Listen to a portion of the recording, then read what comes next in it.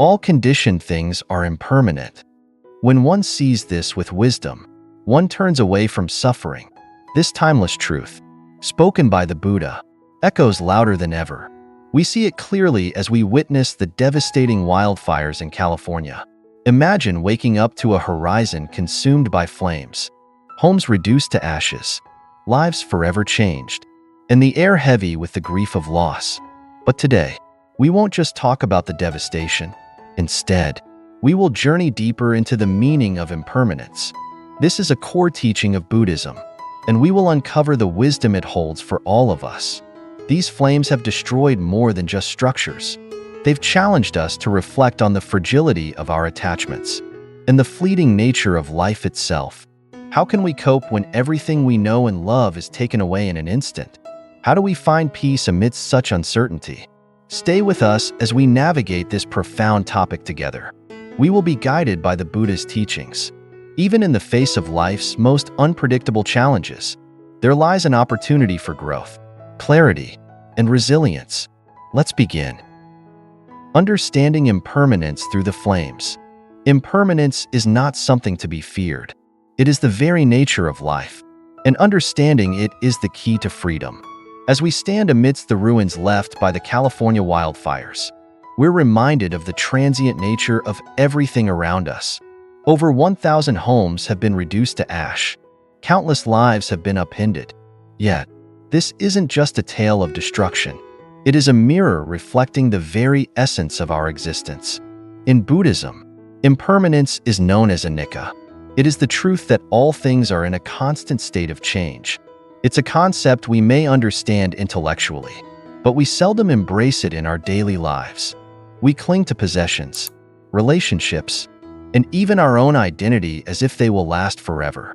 But nature, in its raw and undeniable force, reminds us otherwise.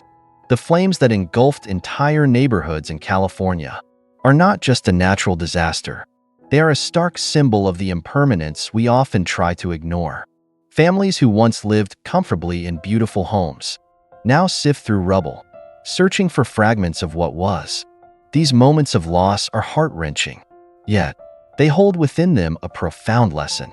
Nothing we hold onto can remain unchanged forever. Consider this. How many times in your life have you struggled to let go of something? A relationship, a career, or even an old habit? The pain of holding on often stems not from the loss itself, but from our resistance to the reality of change. Buddhism teaches us that when we accept impermanence, we free ourselves from unnecessary suffering. And so, as we witness the aftermath of this tragedy, we are called to reflect not only on the fragility of life, but also on its beauty. For it is the fleeting nature of things that makes each moment so precious. In the face of destruction, how do we move forward? How can we transform pain into wisdom and loss into growth? Let us explore further. Facing loss and finding peace. The root of suffering is attachment. When we learn to let go, we unlock the door to true freedom. The California wildfires have left thousands displaced, their homes destroyed, their belongings turned to ash. For many, the pain of losing not just material possessions, but the memories tied to them feels unbearable. Yet, as difficult as it may seem, Buddhism offers a path to navigate this loss with resilience and clarity. In moments like these, we're confronted with the concept of attachment. This is the deep emotional bond we form with people, possessions, and even ideas. Attachment, as the Buddha taught, is one of the primary causes of suffering. When we hold on too tightly, we struggle against the inevitable truth of impermanence. Take, for instance, a family that lost everything in the fire. Their home was more than just walls and a roof. It was a sanctuary of memories, the laughter of children, the warmth of family gatherings. Losing it feels like losing a part of themselves. But what happens when we shift our perspective? Rather than focusing on what has been taken away, we can cultivate gratitude for what remains, the safety of loved ones, the opportunity to rebuild, and the lessons learned through hardship. This doesn't diminish the pain, but it allows us to carry it differently, with acceptance instead of resistance. One powerful tool Buddhism provides in times of loss is mindfulness. By staying present, we can observe our emotions without being consumed by them. Mindfulness teaches us to sit with our grief, to acknowledge it without judgment, and to let it pass like a wave. Imagine standing in the ashes of what once was your home. Instead of clinging to the pain, you take a deep breath and remind yourself, this, too, shall pass. In that moment, you reclaim your power, not over the fire, but over your own mind. And let us not forget the strength that comes from compassion. In the wake of the wildfires, communities have come together. They offer shelter, food, and support to those in need. This collective kindness is a testament to the enduring beauty of human connection. It's a reminder that even in the darkest times, light can shine through. So how do we move forward? By letting go of what we cannot change and embracing the present moment with gratitude and compassion. Let us now explore how this principle of letting go can transform not only our response to loss, but also our everyday lives. The gift of letting go. Letting go doesn't mean losing. It's about creating space for renewal and freedom. When we witness the devastation caused by the California wildfires, entire homes gone, possessions reduced to ash, it's natural to feel the weight of loss. But Buddhism teaches us that letting go is not the end of something. It's the beginning of something new. Attachment is a part of being human. We hold tightly to the things we love, our homes, our belongings, even our identities, because they give us comfort and stability. But as the Buddha reminded us, everything in life is impermanent. When we cling too tightly, we create suffering for ourselves, because nothing stays the same forever. Picture the families who lost their homes to the fire. For them, a house wasn't just walls and a roof. It held memories, moments of joy and love that can never be replaced. Yet, holding on to what no longer exists only deepens the pain. Letting go doesn't mean forgetting those memories. It means freeing ourselves from the burden of what we cannot change and finding peace in what remains. Buddhism gives us tools to navigate these emotions. One practice is to observe the small changes around us every day. Watch how a flower blooms and withers, or how our own emotions rise and fall. By noticing these patterns, we start to accept impermanence as a natural part of life, not something to fear. I want to share a story that illustrates this beautifully. There was a woman whose home was completely destroyed in the wildfires. Instead of letting despair consume her, she chose to plant a single tree in the ashes. That tree became her symbol of hope, a reminder that even after loss, life can grow again. Every time she watered the tree, she reminded herself, what is gone, but what remains is mine to nurture. This story teaches us that letting go isn't about giving up. It's about moving forward. When we let go of our attachment, we create space for something new to take root. The Buddha once said, just as a snake sheds its skin, we must shed the past over and over again.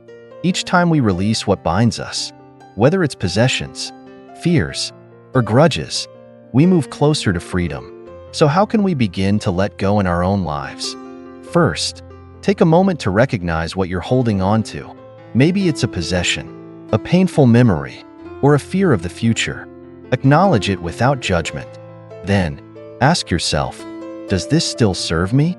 If the answer is no, it might be time to release it. And finally, replace attachment with gratitude. Focus not on what you've lost, but on what you still have and what you can build from here. Letting go is a gift we give ourselves. It's a chance to start fresh, unburdened by the weight of the past. And as we open ourselves to this gift, we also open the door to compassion, for ourselves and for others. In the next part, we'll explore how compassion can transform the way we respond to loss, and how it helps us rebuild not just our homes, but our hearts and communities. Community and compassion amidst chaos. Compassion is one of the most beautiful gifts we can offer, especially in times of great loss. During the devastating wildfires in California, amidst the chaos and destruction, stories of kindness and humanity began to emerge. Neighbors helped neighbors. Strangers opened their homes. Entire communities came together to support those in need. It's in these darkest moments that the light of compassion shines the brightest. In Buddhism, compassion, or karuna, is more than just an act of kindness. It's a deep understanding of shared suffering, a recognition that the pain of one is connected to the pain of all. When we embrace compassion, we create a bridge between our own suffering and the suffering of others. This connection is what allows healing to take place. Think about the firefighters risking their lives to save homes, the volunteers distributing food and water, or the families welcoming evacuees into their living rooms. These acts of compassion ripple outward. They create a sense of hope and solidarity that helps entire communities rebuild. I remember hearing about one small town affected by the wildfires. After the flames had subsided, residents came together to organize a community meal. People who had lost everything sat side by side with those whose homes were spared. They shared food, stories, and tears. In that moment, it wasn't about what had been lost. It was about the strength they found in each other. Compassion also reminds us of a fundamental Buddhist teaching: interconnectedness. No one exists in isolation. We are all part of a larger whole. When we help others, we're not just offering relief to them, we're also strengthening the bonds that connect us. These connections are what make us human, and they are what sustain us through even the hardest times. So how can we cultivate compassion in our own lives? Even if we're not directly affected by disasters like these wildfires, it begins with small acts: listening to someone who is struggling, offering a helping hand, or simply being present for a friend in need. These gestures may seem small, but they can have a profound impact. And let's not forget self-compassion. In moments of loss, it's easy to blame ourselves or feel that we're not doing enough. But just as we show kindness to others, we must also show kindness to ourselves. Forgive your mistakes, honor your emotions, and give yourself the space to heal. Compassion is not just an emotion, it's an action. It's a choice we make every day to care for others and for ourselves. And when we act with compassion, we create a ripple effect that extends far beyond what we can see. As we move forward, let's explore how the pain of loss can be transformed into wisdom, and how even the deepest struggles can become opportunities for growth and enlightenment. In the next part, we'll dive into the teachings of Buddhism on transforming pain into wisdom and finding strength in adversity. Transforming pain into wisdom. Pain is a part of life that none of us can escape. But in the teachings of Buddhism, pain isn't seen as something to fear or avoid. Instead, it's understood as a teacher, a guide that helps us grow and discover deeper truths about ourselves and the world. It's in moments of suffering, like those faced by the people affected by the California wildfires, that we're presented with an opportunity to transform our pain into wisdom. The Buddha taught that suffering is a universal experience. It arises when we hold on to things, when we resist change, or when we expect life to go a certain way. But suffering, as painful as it is, also holds the potential to awaken us. When we face it with courage and mindfulness, we begin to see life for what it truly is: impermanent, ever-changing, and full of lessons. Let me share a story.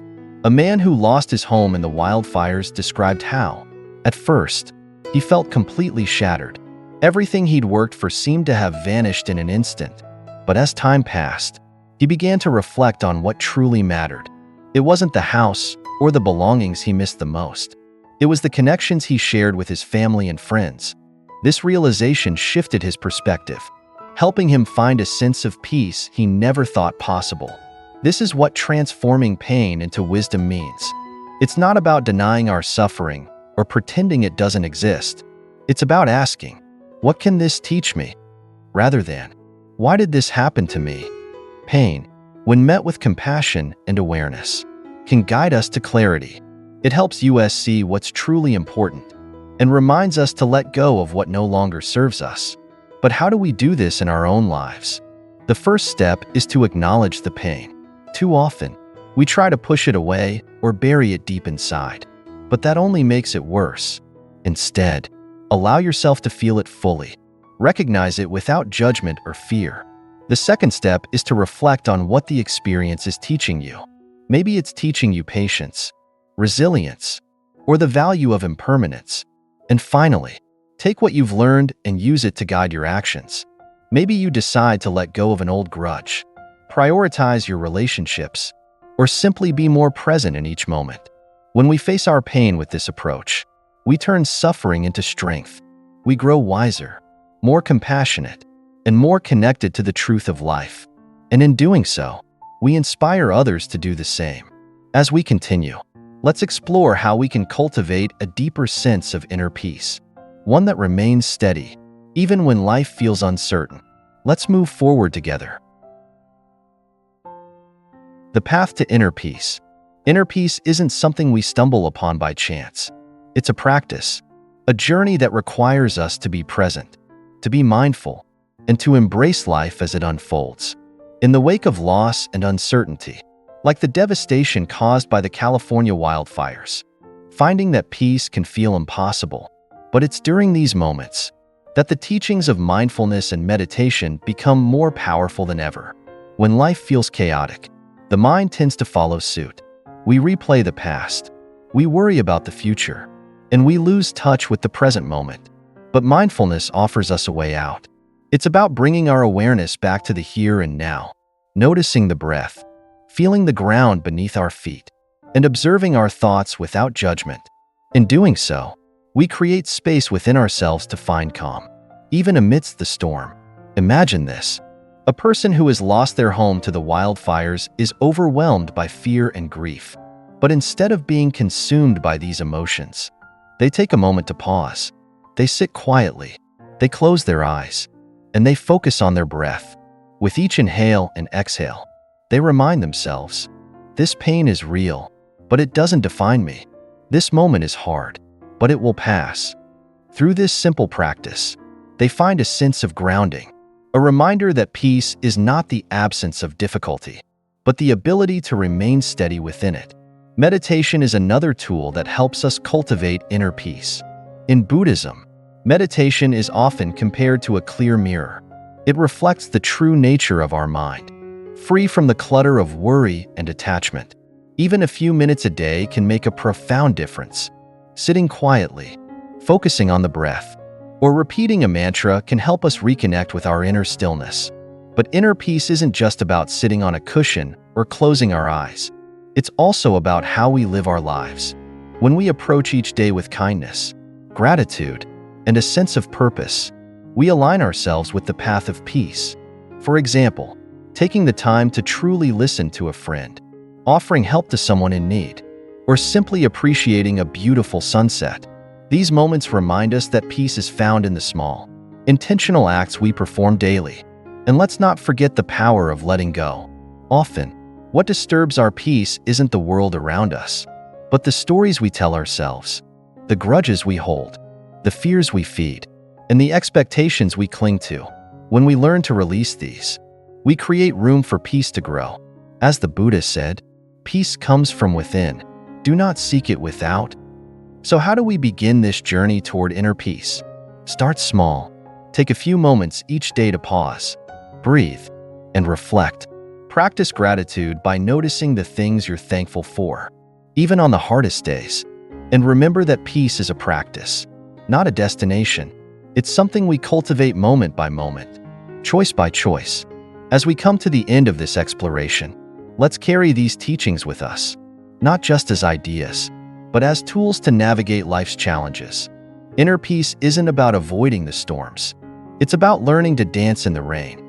Together, we can embrace the wisdom of impermanence, the strength of compassion, and the power of letting go to create a life filled with clarity, resilience, and joy.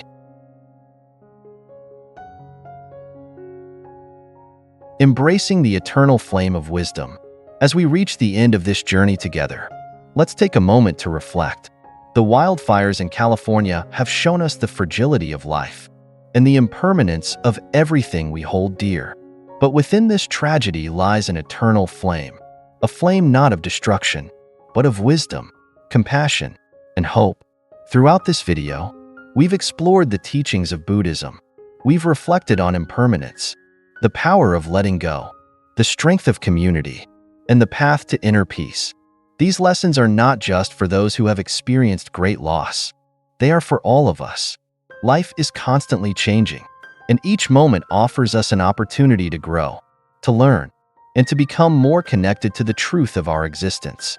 Let us carry forward the wisdom of impermanence, not as a source of fear, but as a reminder to cherish every fleeting moment.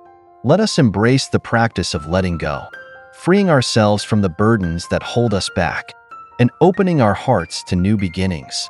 Let us nurture compassion, both for ourselves and for those around us, knowing that our shared humanity is what makes us strong. And let us cultivate inner peace, finding calm within the chaos and strength within the storms. Before we part, I want to leave you with this thought. Just as a forest grows anew after a fire, so too can we rise from our challenges, stronger and wiser than before. The ashes of loss can become the soil of transformation. The flames that once seemed destructive can light the way toward a deeper understanding of life and a more profound sense of purpose. Thank you for walking this path with me today. May you carry these teachings into your life, finding wisdom in the impermanent, joy in the simple, and peace in the present moment. And may you always remember, even in the darkest times, the light of compassion and clarity will guide you home. Until we meet again, may you be well, may you be happy, and may you be at peace.